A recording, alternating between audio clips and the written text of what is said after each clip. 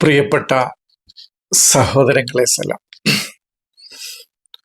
നമ്മളിപ്പോ 110 അപ്പുറം പോയി നമ്മുടെ ക്ലാസ്സുകൾ. ഈ ക്ലാസ്സുകളിൽ എൻ്റെ സഹോദരങ്ങളുടെ ഭാഗത്ത് നിന്ന് നല്ലതും വിമർശന വിധേയമായതുമായ നിരവധി അഭിപ്രായങ്ങൾ വന്നു. രണ്ടഭിപ്രായങ്ങളും ഒരു വിഷയത്തെക്കുറിച്ച് വരും, അത് സ്വാഭാവികമാണ്. അങ്ങനെ രണ്ട് നിലക്കുള്ള അഭിപ്രായങ്ങൾ പറഞ്ഞ എൻ്റെ എല്ലാ സഹോദരങ്ങൾക്കും ഞാൻ ആദ്യമായി നന്ദി രേഖപ്പെടുത്തുകയാണ്. ഇനി ഇന്ന് ഞാൻ വന്നതിൻ്റെ ഉദ്ദേശം വിശദീകരിക്കാം. ഇന്നത്തെ ക്ലാസ്സിലൂടെ ഞാൻ ഉദ്ദേശിക്കുന്നത്, ഈ വിമർശനങ്ങളുടെ കൂട്ടത്തിൽ ഒരു വിമർശനം ഉണ്ടായിരുന്നു. മാഷ് ഈ വായനയിലൂടെ ഇൽമ്, അതായത് അറിവ് എന്ന ഒരു വൃത്തത്തിൽ ഖുർആനിനെ അല്ലെങ്കിൽ മുസ്ഹഫിനെ ഒതുക്കി എന്നുള്ള ഒരു വിമർശനമാണ് എൻ്റെ ചില സഹോദരങ്ങളിൽ നിന്ന് വന്നത്. അത് ന്യായമായൊരു വിമർശനമാണ്. അതിനെക്കുറിച്ചുള്ള ഒരു ചെറിയ വിശദീകരണം നൽകാനാണ് ഞാൻ ഇന്ന് ഉദ്ദേശിക്കുന്നത്. നമ്മൾ ഈ വായന ആരംഭിക്കുന്ന കാലത്ത്, അതായത് ഈ വർഷങ്ങൾക്ക് ഒരുപാട് മുമ്പാണ്, 30 വർഷത്തോളമായി ഞാൻ ഈ 30-ലധികം 93-ന് ശേഷം ആണ് ഈ വായനയിലേക്ക് വന്നത്. അതില് ആദ്യ കാലഘട്ടത്തിലൊക്കെ ഹദീസുകളുടെ വിമർശനമായിരുന്നെങ്കിലും പിന്നീട് ഇതിൻ്റെ മഅരിഫത്തിന്റെ വായനയിലേക്കാണ് നമ്മൾ കടന്നത്. ആ കടന്ന കാലഘട്ടം തൊട്ട് നമ്മൾ പറഞ്ഞിട്ടുണ്ട്. അതിൻ്റെ ആരംഭ കാലഘട്ടത്തിൽ പറഞ്ഞ ഒരു കാര്യമാണ് ഇസ്ലാം 5 സ്തംഭങ്ങളിലാണ് നിർമ്മിക്കപ്പെട്ടിട്ടുള്ളത് എന്ന്. അന്ന് നമ്മൾ പറഞ്ഞതാണ് ഇൽമാണ് അതിൽ ഒന്ന്, അറിവാണ് ഒന്ന്. പിന്നെ ഹിക്മത്തുണ്ട്, മന്തിഖുണ്ട്, റഹ്മത്തുണ്ട്, മഹബത്തുണ്ട്, ഇൻസാനിയത്തുണ്ട്. ഇങ്ങനെയാണ് ഇസ്ലാമിൻ്റെ നിർമ്മാണം. ഇനി അതിൻ്റെ മലയാളം പറയാം. ഇൽമ് നമ്മൾ പറഞ്ഞു അറിവാണ്, അതിനോട് മഅരിഫത്തും കൂടി അതിനോട് ചേർത്ത് പറയാം. ഇൽമ് മഅരിഫത്ത് ഒന്നായിട്ട് കൂട്ടാം എന്ന് പറഞ്ഞാൽ ജ്ഞാനവും അനുഭവജ്ഞാനവുമാണ്. വെള്ളത്തെക്കുറിച്ച് നമ്മൾ വായിച്ച് അറിയുന്നത് അറിവാണെങ്കിൽ അത് നമ്മൾ കുടിച്ചറിയുമ്പോൾ നമ്മളുടെ അനുഭവജ്ഞാനാണ്, അത് മഅരിഫത്താണ്. പിന്നെ അവനിൽ ഉണ്ടാകേണ്ടത് ഹുബ്ബും റഹ്മത്തുമാണ്, സ്നേഹവും കരുണയുമാണ്. പിന്നെ യുക്തിബോധം അവനിൽ ഉണ്ടാകണം. ആ യുക്തിബോധം ഉണ്ടാവുമ്പോൾ അവനിൽ തത്വജ്ഞാനങ്ങൾ വരും. അതിനുശേഷം അവനൊരു ഖിദ്മത്തുൽ ഇൻസാനിയത്ത്, ഇൻസാനിയത്തിന് സേവനം ചെയ്യുന്ന ഒരു ഇൻസാനുൽ കാമിലായി മാറുക. ഇതാണ് ഇസ്ലാമിൻ്റെ പഞ്ചസ്തംഭങ്ങളായിട്ട് നമ്മൾ എണ്ണി പറഞ്ഞിരുന്നത്. ഇനി എൻ്റെ സഹോദരങ്ങള്, നമ്മുടെ ഓരോ ജീവിതത്തിലെ ഓരോ കാര്യങ്ങളിലും ഈ പറഞ്ഞ കാര്യങ്ങളല്ലാതെ വേറെ എന്തൊക്കെ നമുക്ക് വേണം എന്നുള്ളത് എൻ്റെ സഹോദരങ്ങളൊന്ന് എനിക്ക് പറഞ്ഞു തരണം. ഈ ക്ലാസ് കഴിഞ്ഞിട്ട് ഈ ക്ലാസിൻ്റെ താഴെയുള്ള അഭിപ്രായങ്ങളിൽ നിങ്ങൾ എനിക്ക് പറഞ്ഞു തരണം. നമ്മൾ രാവിലെ ഇങ്ങോട്ട് എണീറ്റ് കഴിഞ്ഞാൽ ബാത്റൂമിൽ പോകുന്നത് തൊട്ട് അവിടെ വലതുകാല് വെക്കണോ ഇടതുകാല് വെക്കണോ എന്നുള്ളതൊന്നും അറിവൊന്നും ഇപ്പൊ നമുക്ക് എവിടുന്ന് വായിച്ചാലും കിട്ടൂല. അത് മതഗ്രന്ഥങ്ങളിൽ തന്നെ കിട്ടുള്ളൂ. അത് വേണമെങ്കിൽ അത് പഠിച്ചോളൂ, എനിക്ക് കുഴപ്പമില്ല. എനിക്കിപ്പോ അത് വേണമെന്നൊന്നുമില്ല. എൻ്റെ ഏതെങ്കിലും സഹോദരങ്ങൾക്ക് ഇടതുകാല് വെച്ചിട്ട് കയറിയിട്ടില്ലെങ്കിൽ ഭയങ്കരമായ അപകടം സംഭവിക്കും എന്ന രീതിയിൽ ആരെങ്കിലും മനസ്സിലാക്കണുണ്ടെങ്കിൽ അവരെ എൻ്റെ ഉസ്താദുമാരിൽ നിന്ന്, മതപണ്ഡിതന്മാരിൽ നിന്ന്, മതഗ്രന്ഥങ്ങളിൽ നിന്ന് വായിച്ചിട്ട് ഇടതുകാല് വെച്ച് കയറുക. എന്നെ സംബന്ധിച്ച് അത് വിഷയമല്ലാത്തത് കൊണ്ട് ആ മതഗ്രന്ഥങ്ങളോ എൻ്റെ ഗുരുനാഥന്മാരിൽ നിന്നുള്ള അത്തരം ക്ലാസ്സുകളോ എനിക്ക് ആവശ്യമില്ല എന്നാണ് എനിക്ക് സൂചിപ്പിക്കാനുള്ളത്. പിന്നെ കാലഘട്ടത്തിനനുസരിച്ച് മനുഷ്യരുടെ അറിവ് വികസിക്കുന്നതിനനുസരിച്ച് അവൻ്റെ തലം വികസിക്കുന്നതിനനുസരിച്ച് അവൻ അവിടെ ഉപയോഗിക്കുന്ന ഭൗതിക സാഹചര്യങ്ങളുടെ മാറ്റങ്ങൾ നിരവധി നമ്മൾ മാറ്റിക്കഴിഞ്ഞു. അതൊന്നും ഇപ്പോൾ ഒരു മതഗ്രന്ഥങ്ങളിൽ നിന്ന് കിട്ടിയതാണ് എന്ന അഭിപ്രായം എനിക്കില്ല. അവിടുത്തെ ബാത്റൂമിലെ ഭൗതിക സാഹചര്യങ്ങളുടെ വികസനം നമ്മുടെ കുട്ടിക്കാലത്ത് നമ്മൾ ഉപയോഗിച്ചിരുന്ന രീതിയും ഇന്ന് ഉപയോഗിക്കുന്ന രീതിയും ഇനി വർഷങ്ങൾ കഴിയുമ്പോൾ ആ രംഗത്ത് മനുഷ്യന്റെ ജ്ഞാനത്തിന്റെ വികാസം അവനിൽ സംഭവിക്കുമ്പോൾ അവിടെ ഉണ്ടാകുന്ന മാറ്റങ്ങൾ, ഇതൊക്കെ ഒരു മതഗ്രന്ഥത്തിൽ പറഞ്ഞു തന്നിട്ടാണ് നമുക്ക് മനസ്സിലായത്. നമ്മുടെ ഉസ്താദുമാരുടെ ക്ലാസ് കേട്ടിട്ടാണ് നമുക്ക് മനസ്സിലായത് എന്ന് ആർക്കെങ്കിലും അഭിപ്രായം ഉണ്ടാവും എന്ന് എനിക്ക് തോന്നുന്നില്ല. അപ്പോ അവിടെ മനുഷ്യനുണ്ടാകേണ്ടത് ഇൽമാണ്, മഅരിഫത്താണ്, യുക്തിബോധമാണ് അവിടെ ഉണ്ടാകേണ്ടത്.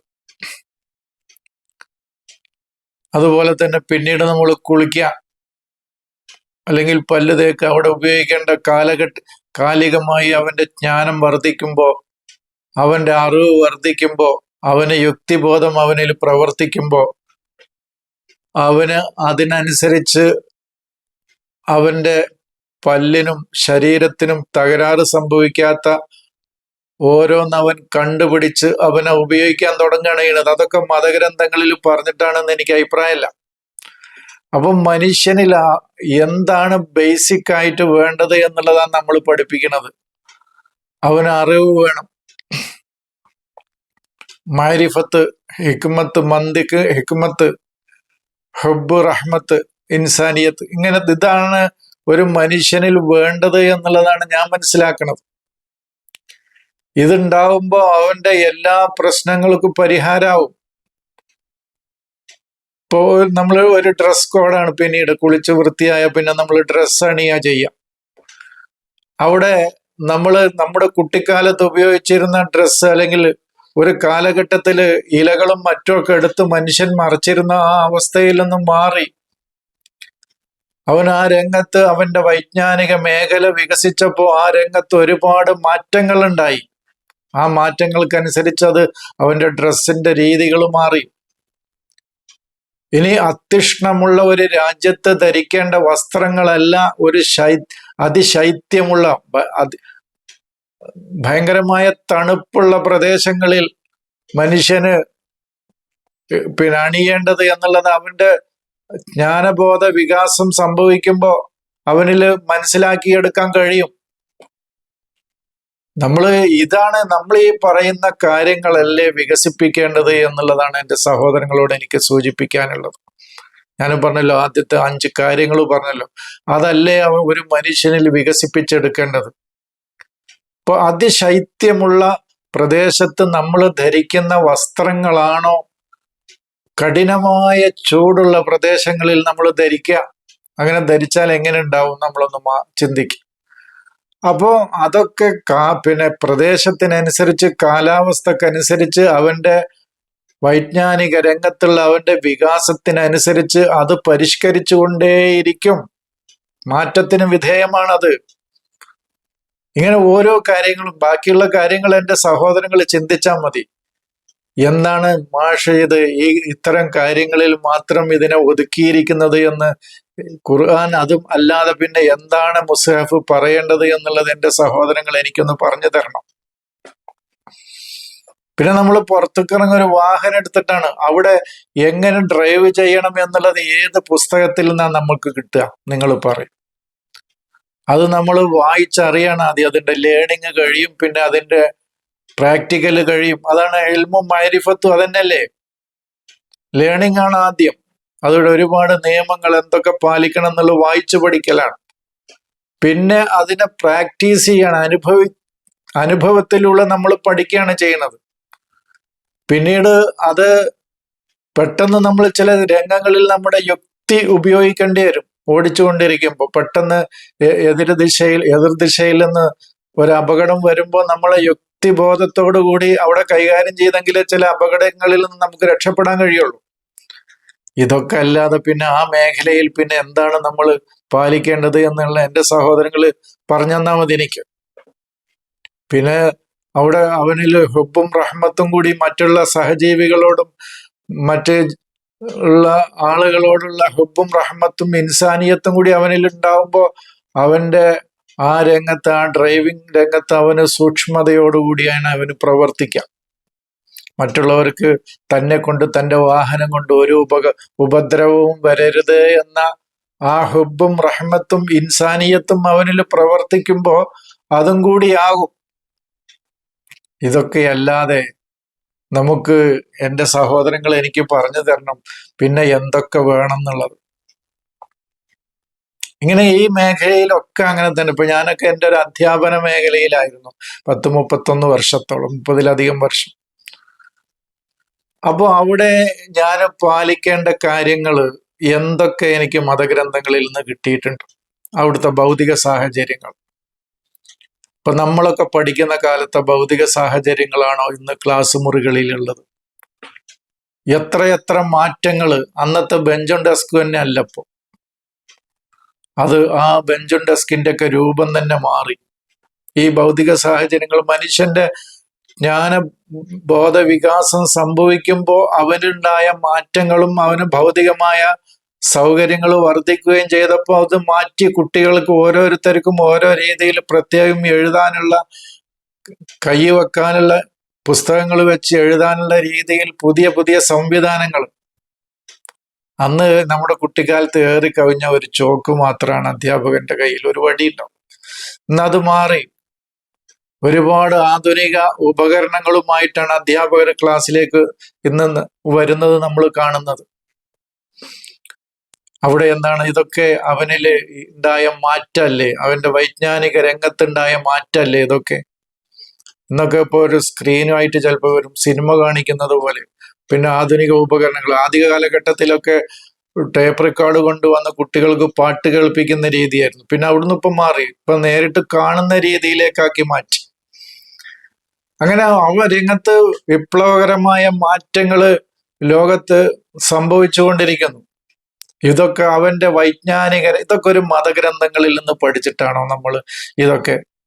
പിന്നെ എന്തിലാണ് നമ്മൾ ഇതിനെ ഒതുക്കേണ്ടത് എന്നാണ് എൻ്റെ സഹോദരങ്ങൾ എനിക്ക് പറഞ്ഞു തരിക. ഈ ക്ലാസ് കഴിഞ്ഞിട്ട് ഇതിന്റെ അടിയിൽ എനിക്ക് നിങ്ങൾ പറഞ്ഞു തരണം എന്തൊക്കെ വേണം എന്നുള്ളത്. ഇങ്ങനെ ഞാൻ എൻ്റെ അനുഭവങ്ങൾ ഓരോന്നും ഇങ്ങനെ എടുത്തു പറഞ്ഞു എന്നേ ഉള്ളൂ. ഇപ്പൊ എൻ്റെ ജോലി അതല്ലേ, ഇപ്പൊ അതിൽ നിന്ന് റിട്ടയർഡ് ആയതാ. അപ്പൊ ഇതൊക്കെ നമ്മൾ എന്ത് ചെയ്യണം ആ രംഗത്ത് നമുക്ക്? പിന്നെ ഇപ്പൊ ആ രംഗത്ത് നമുക്ക് ഹുബും റഹ്മത്തും ഇൻസാനിയത്തും കൂടി ഉണ്ടാവുമ്പോൾ ആ കുഞ്ഞുങ്ങളോട് നമ്മൾ ആ രീതിയിൽ അത്രയും സ്നേഹത്തോടും കരുണയോടും മനുഷ്യത്വപരവുമായിട്ട് ആ കുഞ്ഞുങ്ങളോട് പെരുമാറുള്ളൂ. ഇതൊക്കെ തന്നെയല്ലേ വേണ്ടത്? ഇതന്നെയല്ലേ ഒരു മനുഷ്യന് വേണ്ടത് തന്നെ നമ്മൾക്ക്.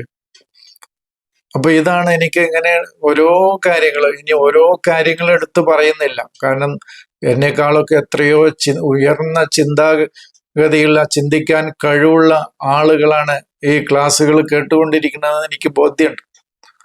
അപ്പോൾ അവർക്ക് ഈ 1-2 ഉദാഹരണങ്ങളിൽ നിന്ന് തന്നെ കാര്യങ്ങൾ വളരെ സ്പഷ്ടമായി, വ്യക്തമായി, ഇതിനേക്കാൾ അപ്പുറം ചിന്തിച്ച് കണ്ടെത്തി പറയാൻ കഴിയുന്ന എൻ്റെ സഹോദരങ്ങളാണെന്ന് എനിക്കറിയാം. അതാണ് നമ്മൾ പറയുന്നത്. അപ്പൊ ഇസ്ലാം എന്ന് പറയുന്നത് തന്നെ മനുഷ്യന്റെ ബോധതല വികാസം സംഭവിക്കുന്നതിനെയാണ്. അങ്ങനെ അവന് ഇൻസാനിയത്ത്, മാനവികതക്ക് സേവനം ചെയ്യുന്ന ഒരു മനുഷ്യനായി മാറുന്നതിന്റെ കുറിച്ചാണ് ഇസ്ലാം. ദീനുൽ ഇസ്ലാം എന്ന് പറഞ്ഞാൽ അതാണ് ദീനുൽ ഇസ്ലാം എന്ന് പറഞ്ഞാൽ. അവന്റെ സുല്ലമുൽ വഴി, അവന്റെ ബോധതല, വഴി എന്ന് പറഞ്ഞാൽ ബോധമാണ്, മനുഷ്യന്റെ ബോധതലമാണ്. ആ ബോധതലത്തിന്റെ സുല്ലമ്, കോണി, നമ്മളിപ്പോ ഏണി എന്നൊക്കെ പറയും ചില സ്ഥലങ്ങളിൽ, ആ കോണിയിൽ അവന് കയറിപ്പോവുകയാണ് ചെയ്യുന്നത്. അതാണ് അവന്റെ ഇസ്ലാം എന്ന് പറഞ്ഞ വാക്കിന്റെ അർത്ഥം. അങ്ങനെ കയറിപ്പോയി അവന് ഇൻസാനിയത്തിന് ഖിദ്മത്ത്, സേവനം ചെയ്യുന്ന ഒരു ഇൻസാനുൽ കാമിലായി മാറുക എന്നുള്ളതാണ് അവന്റെ ദീന്, അവന്റെ കടപ്പാട്. അതാണ് അദ്ദീൻ എന്ന് പറയുന്ന ഒരു വിഷയം തന്നെ ഞാൻ പറഞ്ഞിട്ടുണ്ട്. അവന്റെ ദീൻ എന്ന് പറഞ്ഞാൽ മതം എന്നല്ല, അവൻ എന്തിനാണ് കടപ്പെട്ടിരിക്കുന്നത് എന്നാണ് അതിന്റെ അർത്ഥം എന്നുള്ളത് ഞാൻ സൂചിപ്പിച്ചിരുന്നു.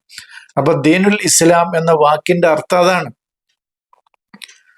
നമ്മള് ഒരു സുല്ലമുൽ വഴി, നമ്മുടെ ബോധതലത്തിന്റെ ഏണിപ്പടി അല്ലെങ്കിൽ കോണിപ്പടികൾ, അതിന്റെ പടവുകൾ ഓരോന്ന് കയറി ചവിട്ടിക്കയറി ഉയരങ്ങളിലേക്ക് പോയി ഒരു ഇൻസാനുൽ കാമിലായി ഖിദ്മത്തുൽ ഇൻസാനിയത്ത്, ഇൻസാനിയത്തിന് ഖാദിമായിട്ട് സേവകനായിട്ട് അവന് മാറുക എന്നുള്ളതാണ് അവന്റെ ദൈന്, അവന്റെ ഒരു മനുഷ്യന്റെ കടപ്പാട്. അവനാണ് ഒരു മനുഷ്യനായി തീരുക എന്നതാണ് അവന്റെ കടപ്പാട്, അവന്റെ ബാധ്യത.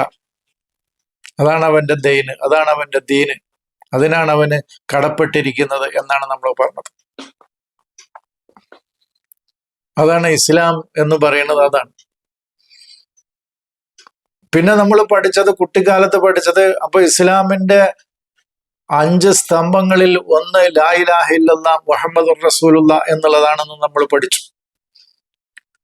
പക്ഷെ ലാ ഇലാഹ ഇല്ലല്ലാഹ്ക്ക് നമ്മൾ കണ്ടത്, ഞാനതിന്റെ ബാത്തിനായ തലത്തിലൂടെയാണ് കേട്ടോ പോണത്, ലാഹിറല്ല. ലാഹിർ നമ്മൾ പഠിച്ച അത് തന്നെയാണ്.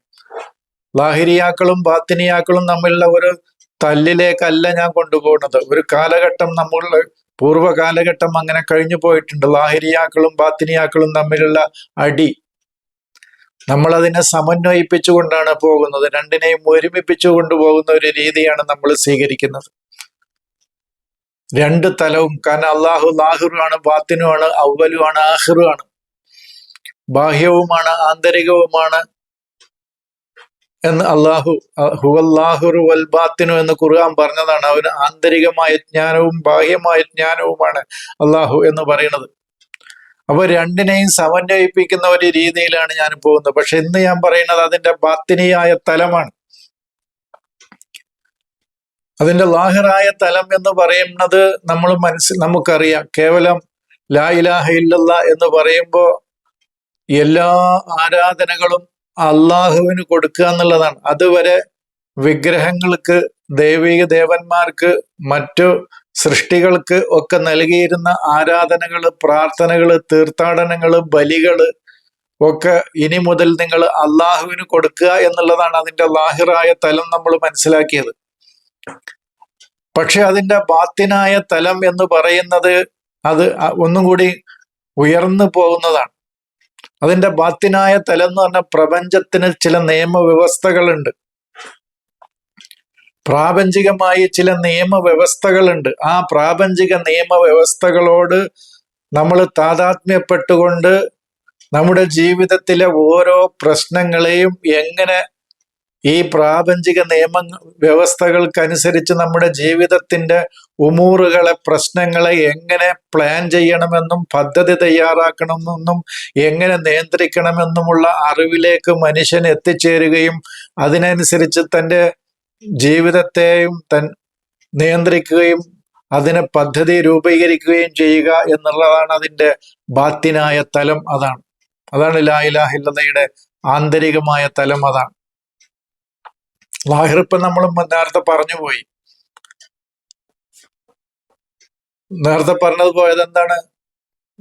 സൃഷ്ടികൾക്ക്, അള്ളാഹു അല്ലാത്ത മറ്റുള്ള സൃഷ്ടികൾക്കൊക്കെ നൽകിയിരുന്ന ആരാധനകൾ, ബലികള്, തീർത്ഥാടനങ്ങൾ, പ്രാർത്ഥനകൾ, പൂജകൾ, ഇനി എന്തൊക്കെയുണ്ടോ, പട്ടിണി കിടക്കൽ, എന്തൊക്കെയുണ്ടോ അതൊക്കെ ഇതുവരെ നിങ്ങൾ സൃഷ്ടികൾക്കോ മറ്റ് നിങ്ങൾ വിശ്വസിക്കുന്ന ദേവീ ദേവന്മാർക്കൊക്കെ ആയിരുന്നു നൽകിയിരുന്നത്.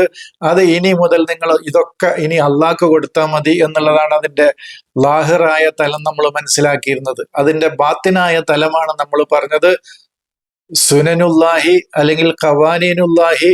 ഈ പ്രപഞ്ചത്തിന്, ഈ വുജൂദിന്, ഈ കൗനിന്, ഈ പ്രപഞ്ചത്തിന് എന്നർത്ഥം. അതിനൊരു ചില കൃത്യമായ സുന്നത്ത് ചര്യകളുണ്ട്, കൃത്യമായ ഖവാനീന് നിയമങ്ങളുണ്ട്, കൃത്യമായ നിലാം വ്യവസ്ഥകളുണ്ട്. ഈ വ്യവസ്ഥകൾക്കനുസരിച്ച് നമ്മൾ നമ്മുടെ ജീവിതത്തിന്റെ ഓരോ കാര്യങ്ങളെയും തഖ്തീത്ത് ചെയ്യുക, തദ്ബീർ ചെയ്യുക, പ്ലാൻ ചെയ്യുക, പദ്ധതി തയ്യാറാക്കുക. അതിനനുസരിച്ച് നമ്മുടെ പദ്ധതി തയ്യാറാക്കാൻ ആവശ്യമായ ആ തലത്തിലേക്ക് നമ്മുടെ വൈജ്ഞാനിക മേഖല ഉയർന്നു വരിക. ഇതാണ് അതിൻ്റെ പൊരുള്. അതല്ലാതെ നിങ്ങൾ അതിന് വിധേയപ്പെടുക അല്ലാതെ നിങ്ങൾക്ക് വേറെ വഴിയില്ല എന്നുള്ളത് ലാ ഇലാഹ ഇല്ലല്ലാഹ് എന്ന് പറയുന്നത്. അതാണ് മുഹമ്മദുർ റസൂലുള്ളാഹി എന്ന് പറയുമ്പോൾ നമ്മൾ ആ മഖാമില് ഉന്നതമായ ഉത്കൃഷ്ടമായ ഒരു മുഹമ്മദിലേക്ക് നമ്മൾ എത്തിച്ചേരുക എന്നുള്ളതാണ്. അതിന് നമ്മളുടെ ജീവിതത്തിലൂടെ നാം ആ മുഹമ്മദിനെ നമ്മിൽ സൃഷ്ടിച്ചുകൊണ്ട് നമ്മൾ സാക്ഷികളായി തീരുക എന്നുള്ളതാണ് അതിന്റെ പൊരുള്. അത് കൂടുതൽ വിശദീകരിക്കേണ്ട ഒരു കാര്യമാണ്, അത് പിന്നീട് ഞാൻ പറയാം. പിന്നെ നമ്മൾ പഠിച്ചിരുന്നത്, മദ്രസയിലൊക്കെ പഠിച്ചിരുന്ന രണ്ടാമത്തെ ഇസ്ലാം കാര്യം സലാത്ത്, ഇഖാമത്തു സലാത്താണ്. അതിന്റെ ലാഹിറായ തലം എൻ്റെ സഹോദരങ്ങൾക്ക് അറിയാം. അത് ഞാൻ വിശദീകരിക്കാതെ തന്നെ എന്താണ് ഇഖാമത്തു സലാത്ത് എന്നുള്ളത് അതിന്റെ ലാഹിറായ തലം അറിയാം. എന്നാൽ അതിന്റെ ബാത്തിനായ തലം, അതിന്റെ ആന്തരികമായ തലം എന്ന് പറയുന്നത് നമ്മള് അള്ളാഹുവുമായിട്ട്, പ്രപഞ്ച യാഥാർത്ഥ്യങ്ങളുമായി, അതിന്റെ വ്യവസ്ഥകളുമായി നിരന്തരമായ സിലത്തിലാകുക. അതിൽ നിന്ന് അറിവുകൾ നമ്മൾ ഓരോന്നും സ്വീകരിച്ചു കൊണ്ടിരിക്കുക. എന്തിനു വേണ്ടിയിട്ടെന്ന് പറഞ്ഞാൽ, അങ്ങനെ സിലത്തിലും സലാത്തിലുമായിരിക്കുമ്പോൾ നമ്മൾക്ക് ജീവിതത്തിൽ നമ്മൾ അനുഭവിക്കുന്ന ഓരോ ഇരുട്ടുകളിൽ നിന്നും നമുക്ക് വിജ്ഞാനത്തിന്റെ വെളിച്ചത്തിലേക്ക്, സ്നേഹത്തിന്റെ വെളിച്ചത്തിലേക്ക് നമുക്ക് കടന്നു വരാൻ കഴിയും. അങ്ങനെ ഏറ്റവും ഉത്കൃഷ്ടമായ സലാത്ത് എന്ന് പറയാൻ, നമുക്ക് സലാത്തുൽ ഉസ്ത എന്ന് പറയാൻ പറ്റുന്ന, മനുഷ്യർക്ക് നന്മയും ഉപകാരവും അവർക്ക് സേവനവും ചെയ്യുന്ന ആ രീതിയിലുള്ള സിലത്തിലേക്ക് നമ്മൾ എത്തിച്ചേരുക. അവരുമായിട്ടുള്ള സിലത്ത്, അതാണ് ഈ രണ്ട് സിലത്താണ് നമ്മൾ നടത്തേണ്ടത്. അതിനെ ഇഖാമത്ത് ചെയ്യാണ്. ഇത് നമ്മൾ പഠിച്ച രണ്ടാമത്തെ ഇസ്ലാം കാര്യമാണ്. അല്ല, ഇത്തിസാലാത്താണ്. അത് നമ്മൾ പറഞ്ഞു, നിരന്തരമായി ഇടതടവില്ലാതെ വല്ലദീനഹും ഫീ സലാത്തിഹിം ദായിമൂൻ എന്ന് പറയുന്നത്. നിരന്തരമായി അള്ളാഹുവുമായിട്ട് നമ്മൾ നിരന്തര ബന്ധത്തിലായിരിക്കണം, നിരന്തരമായി കണക്ഷൻ ആയിരിക്കണം. ഇത്തിസാലാത്ത്, സിലത്തും സലാത്തും അതാണ്. ഇത്തിസാലാത്തിലായിരിക്കണം നമ്മൾ. ആശയവിനിമയം നടത്തിക്കൊണ്ടേയിരിക്കണം. പ്രപഞ്ചത്തിൽ നിന്ന്, ഓരോ വസ്തുവിൽ നിന്നും നമുക്ക് ആശയങ്ങൾ കിട്ടിക്കൊണ്ടിരിക്കുകയാണ്. ഒരു ചെറിയ ഉറുമ്പിൽ നിന്ന് വരെ നമുക്ക് ആശയങ്ങൾ, മെസ്സേജുകൾ, സന്ദേശങ്ങൾ കിട്ടിക്കൊണ്ടിരിക്കുകയാണ്. അതുമായി നിരന്തരമായ സമ്പർക്കത്തിലായിരിക്കുമ്പോൾ അതിലൂടെ നമുക്ക് മാനവികതക്ക്, മനുഷ്യന് ഖൈറും മൻഫഅത്തും, നന്മയും ഉപകാരപ്രദവുമായ കാര്യങ്ങൾ ചെയ്യുക എന്ന് പറയുന്ന ഉത്കൃഷ്ടമായ സിലത്തിലായി നമ്മൾ മാറുക എന്നുള്ളതാണ് ഇഖാമത്തു സലാത്തിന്റെ ആകെ പൊരുള്. ആന്തരികമായ തലാണ് ഞാൻ വിശദീകരിച്ചത്. ബാഹ്യമായ തലം പറയാതെ തന്നെ എല്ലാവർക്കും അറിയാം. ബാഹ്യമായി നമ്മൾ സലാത്ത് എന്ന് പറഞ്ഞാൽ എന്താണ് അതിന് അർത്ഥമായി നമ്മൾ മനസ്സിലാക്കുന്നത് എന്ന്. മൂന്നാമത്തെ, നമ്മൾ ഇതൊക്കെ തന്നെയാണ് നമുക്ക് സത്യത്തിൽ വേണ്ടത്. മൂന്നാമത് നമ്മൾ സക്കാത്ത് കൊടുക്കുക. സക്കാത്ത് കൊടുക്കുക എന്ന് പറഞ്ഞാൽ നമ്മൾ അതിന്റെ ബാഹ്യമായ തലം, പൈസ കൊടുക്കുക എന്നുള്ളതാണ്. നമ്മുടെ ധനത്തെ ശുദ്ധീകരിക്കാൻ വേണ്ടി സാധുക്കൾക്ക് പൈസ കൊടുക്കുക എന്നുള്ളതാണ് നമ്മൾ പഠിച്ചിട്ടുള്ളത്. അങ്ങനെയാണ് നമ്മൾ മനസ്സിലാക്കിയിട്ടുള്ളത്. അതിന്റെ ലാഹിറായ തലം അതാണ്. ആ ധനം എന്താണ് അശുദ്ധി എന്നൊന്നും എനിക്ക് അറിയില്ല. ഏതായാലും ലാഹിറായ തലം അവിടെ അങ്ങനെ ഇരിക്കട്ടെ. ഖുർആനിൽ അങ്ങനെ സക്കാത്ത് എന്ന് പറഞ്ഞാൽ പൈസ കൊടുക്കുക എന്നുള്ളതിന് പറഞ്ഞിട്ടുണ്ടോ എന്ന് ചോദിച്ചാൽ എനിക്കറിയില്ല, ഞാൻ കണ്ടിട്ടില്ല. സക്കു അംഫുസക്കും എന്ന് പറയുന്നത്, നിങ്ങൾ നമ്മുടെ നെഫ്സ്, ഖദ് അഫ്ലഹ മൻ സക്കാഹ എന്ന് പറഞ്ഞാൽ നഫ്സിൻ വമാ സവ്വാഹ എന്ന് പറഞ്ഞിട്ടാണ് ഖദ് അഫ്ലഹ മൻ സക്കാഹ. അപ്പൊ നഫ്സിന്റെ തസ്കിയത്താണ് ഉദ്ദേശിക്കുന്നത്. ഇദ്ഹബ് ഇലാ ഫിറഔന ഇന്നഹു തഗാ ഫഖുൽ ഹല്ലക ഇലാ അൻ തസക്ക എന്ന് പറഞ്ഞ ഫിറഔനിനോട് അനക്ക് സക്കാത്ത് കൊടുക്കേണ്ടതില്ലേ എന്ന് ചോദിക്കാനല്ല എന്നാണ് ഞാൻ മനസ്സിലാക്കുന്നത്. കാരണം അവന്റെ പകയും വിദ്വേഷവും, അങ്ങനെ മനസ്സിൽ എന്തൊക്കെ അഴുക്കുകളുണ്ടോ അതിൽ നിന്ന് അവന് സംസ്കരിക്കപ്പെടേണ്ടതില്ലേ എന്ന ആ ചോദ്യമാണ് അവിടെ ചോദിക്കുന്നത് മൂസ എന്നുള്ളതാണ് ഞാൻ മനസ്സിലാക്കുന്നത്. അങ്ങനെ ഖുർആനിൽ ഉടനീളം തസ്കിയത്ത്, ഇത്താഉ സക്കാത്ത് എന്ന് പറയുന്നത് അവന്റെ മനസ്സിന്റെ പരിശുദ്ധി അവന് നേടിയെടുക്കുന്നതിലൂടെ അവന്റെ കർമ്മങ്ങളെ ശുദ്ധീകരിക്കാനാണ് എന്നുള്ളതാണ് ഞാൻ മനസ്സിലാക്കുന്നത്. കാരണം ഞാനൊക്കെ ഈ റമദാൻ മാസത്തിലാവുമ്പോൾ ഖുത്ബ, കോളേജ് പള്ളിയിലായിരുന്നു ഒരു 4-5 വർഷം. ഒരു ആർട്സ് കോളേജിന്റെ ക്യാമ്പസിലുള്ള പള്ളിയിലായിരുന്നു എനിക്ക് ഖുതുബ. അന്ന് ഞാൻ ഈ പിന്നെ റമദാൻ വന്നാല് സക്കാത്ത് കൊടുക്കാൻ വേണ്ടി പ്രേരിപ്പിക്കാൻ വേണ്ടി ഞങ്ങൾ ഖുതുബ പറയും. അതില് ഓതുന്ന ആയത്ത് ഈ സക്കാത്തിന്റെ ആയത്തൊന്നുമല്ല, അതിൽ 8 വിഭാഗത്തിന് കൊടുക്കണം എന്ന് പറയാൻ ഞങ്ങൾ ഓതിയിരുന്ന ആയത്ത് ഇന്നമ സദക്കാത്തുലിൽ ഫുഖറായി വൽ മസാക്കിൻ എന്നുള്ളതായിരുന്നു. അന്ന് ചെറിയൊരു ചിന്തയൊക്കെ ഉണ്ടായിരുന്നുള്ളൂ, എന്താണ് ഇപ്പൊ ഈ സ്വതക്ക എന്ന് പറയാനുള്ള കാരണം. പിന്നെ അതന്നങ്ങനെയാണ് വിശദീകരിക്കുകയാണ്, സ്വതക്കയും സക്കാത്തും ഒന്ന് തന്നെയാണെന്ന് പറഞ്ഞിട്ട് പിന്നെ അതിന് വിശദീകരണം നൽകി അങ്ങനെ പോക്കാണ് സാധാരണ പതിവ്. ഇന്നമ സ്വതക്കാത്തുലിൽ ഫുഖറായി എന്നുള്ള ആയത്ത് ഓതിയിട്ട് ഇന്നമ സക്കാത്തു എന്ന് വിശദീകരിക്കലാണ് ചെയ്യല്. അതായത് സക്കാത്തിന്റെ അർഹര് 8 വിഭാഗക്കാരാണെന്ന് പറഞ്ഞിട്ട് വിശദീകരിക്കുക ചെയ്യാം. അപ്പോ ഞാന് ചുരുക്കി പറയണത്, നമ്മുടെ മനസ്സിനെ സംസ്കരിക്കുക, എല്ലാവിധ അഴുക്കുകളിൽ നിന്നും അതിനെ സംസ്കരിക്കുക.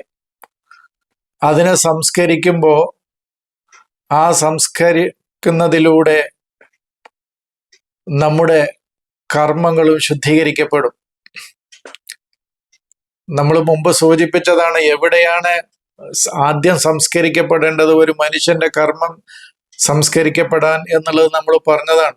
അതിന് ഞാൻ ഉദാഹരണം പറഞ്ഞിരുന്നു.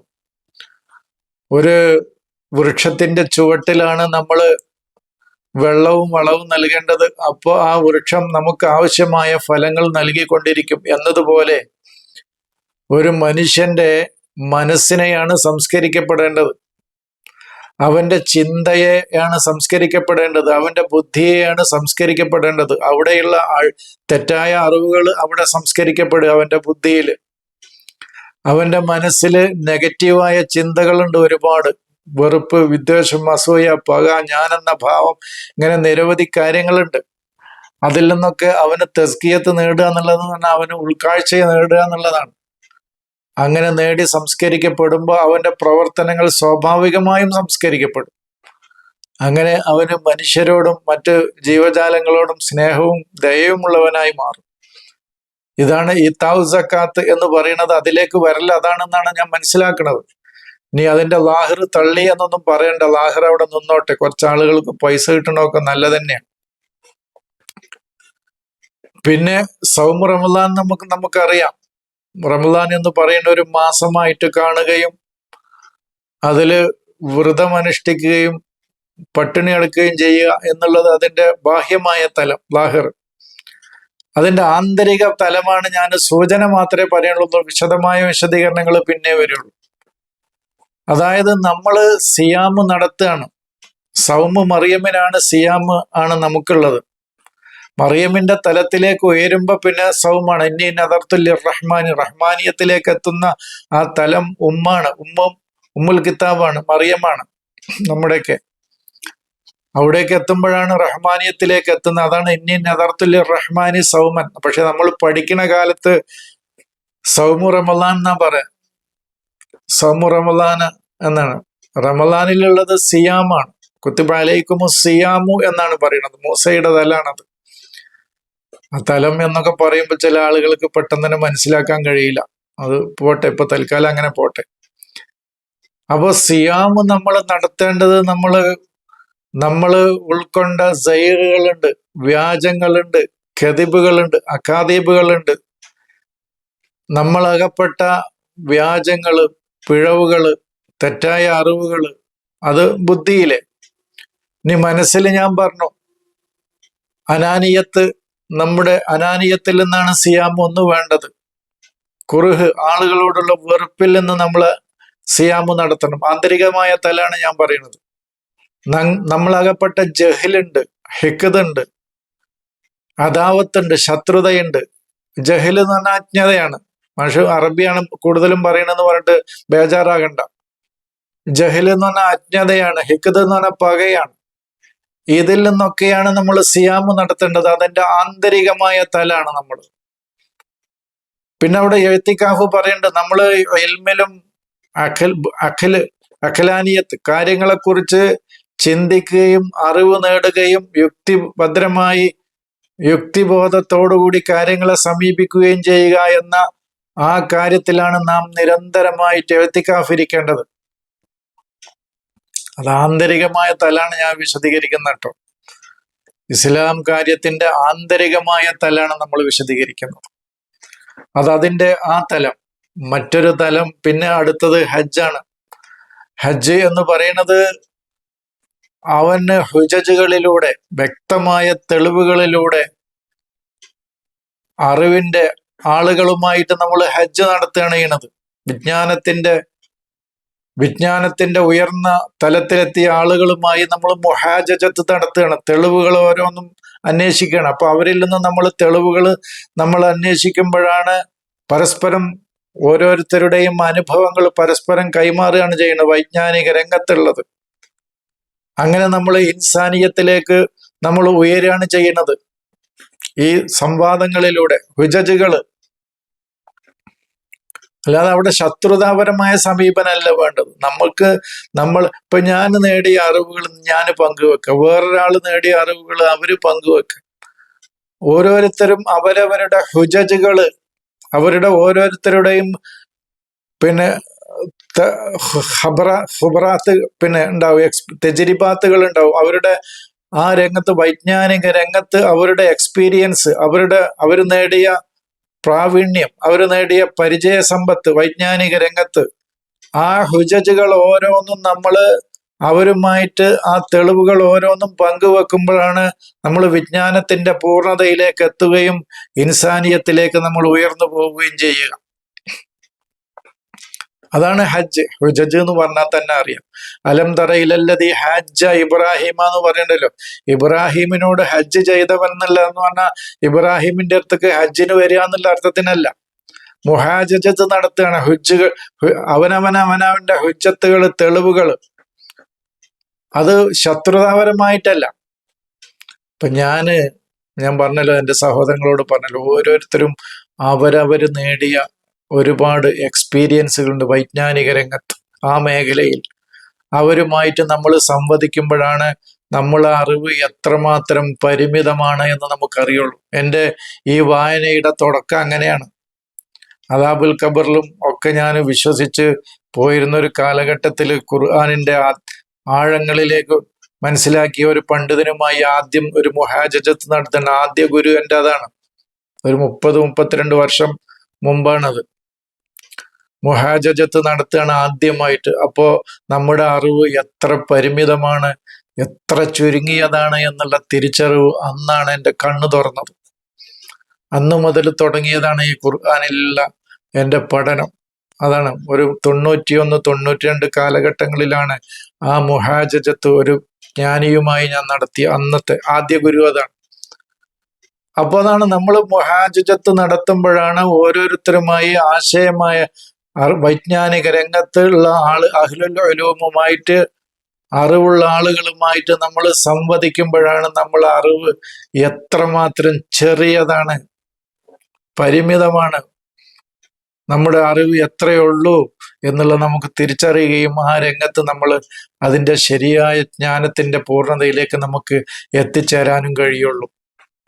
അങ്ങനെയാണ് നമുക്ക് ഇൻസാനിയത്തിലേക്ക് ഉയർന്നു വരാൻ കഴിയുള്ളൂ. അതാണ് ഇതാണ് അതിൻ്റെ ആത്മീയമായ തലാണ് ഞാൻ വിശദീകരിച്ചത്. ഇത്രയും കാര്യങ്ങളാണ് എനിക്ക് എൻ്റെ സഹോദരങ്ങളോട് സൂചിപ്പിക്കാനുള്ളത്. അത് ഇനിയും ഒരുപാട് കാര്യങ്ങൾ പറയാനുണ്ടായിരുന്നു. അത് പിന്നീട് തുടർന്നുള്ള ഏതെങ്കിലുമൊക്കെ ക്ലാസ്സുകളിൽ വിശദീകരിക്കാം എന്ന് മാത്രം പറഞ്ഞുകൊണ്ട് ഞാൻ അവസാനിപ്പിക്കുകയാണ്. സലാം.